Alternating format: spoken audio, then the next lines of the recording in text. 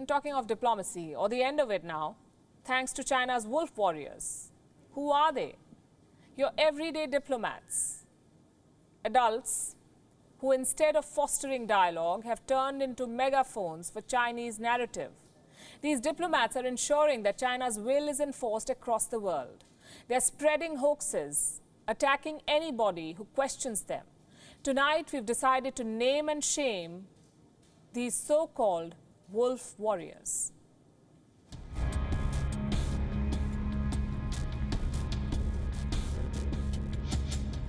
They are abrasive.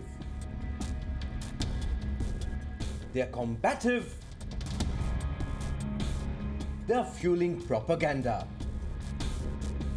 And they have done away with diplomacy. From Asia to Europe, from Australia to Africa, China's representatives have set off diplomatic firestorms.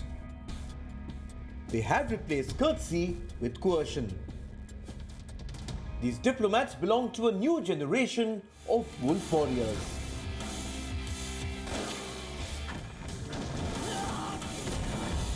They have been named after patriotic blockbuster films in China.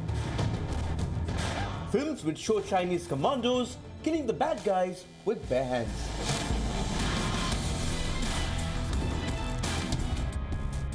In reality, Chinese diplomats are anything but diplomatic.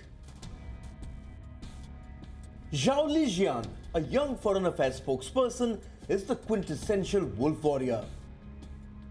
With over 600,000 followers on Twitter, Zhao Lijian knows how to exploit his audience. He tweets consistently, peddles lies relentlessly, backtracks repeatedly, and will block you when confronted. The question I raised on my personal Twitter account was only a response to the stigmatization of China by some US politicians. Chinese diplomats across the world are following in the footsteps of this pioneer. Zhao Liu is the Chinese Consul General to Kolkata, a lesser-known face who recently made headlines for his outspokenness. Zhao Liu once called the coronavirus a bad cold. When confronted, he threatened to eradicate a Twitter user just like the coronavirus. Zhao Liu's colleagues in New Delhi are slightly more subtle. Ji Rong is the spokesperson of the Chinese embassy in India. On good days, Ji Rong lectures the Indian media to course correct and adhere to the One China principle. On bad days, she goes beyond the scope of diplomatic ambit and calls India's complaints ridiculous and eyeball-catching nonsense. This is nothing compared to the broader worldwide offensive. Cheng Jingye is China's ambassador to Australia. He likes to think of himself as an enforcer of the dragon's will. He follows boycott diplomacy. Cheng Jingye threatened Australia with an all-out boycott for demanding a probe into the coronavirus.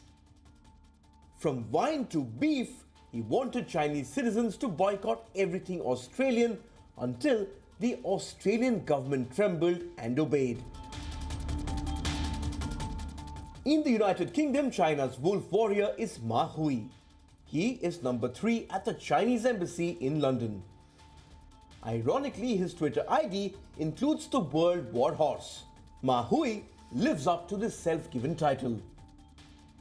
This diplomat once described US leaders as despicable and wanted all of China to fight back their so-called stupidity. These were just some examples. A growing number of Chinese diplomats are increasingly taking to social media platforms. They fume at every question aimed at China's secrecy. They abuse every time their country is accused of mismanagement. And they threaten every time China's narrative is ripped apart. This is China's new army of tough-talking diplomats. An army of wolf warriors. Bureau Report, WION, World is One.